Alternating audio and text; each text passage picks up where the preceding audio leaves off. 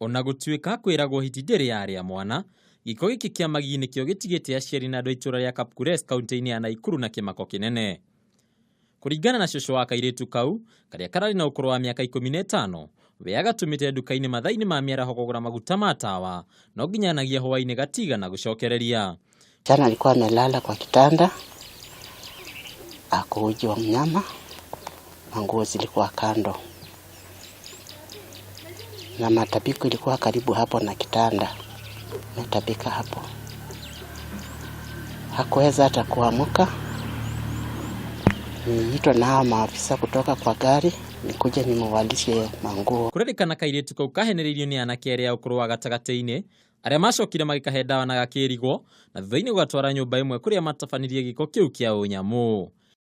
Leo ndio walikuwa wamestuka sasa, wakati waliona huyo kijana mdogo ameingia, kidogo akaona askari ameingia, ndio wakastuka, wakaambiwa kaa chini.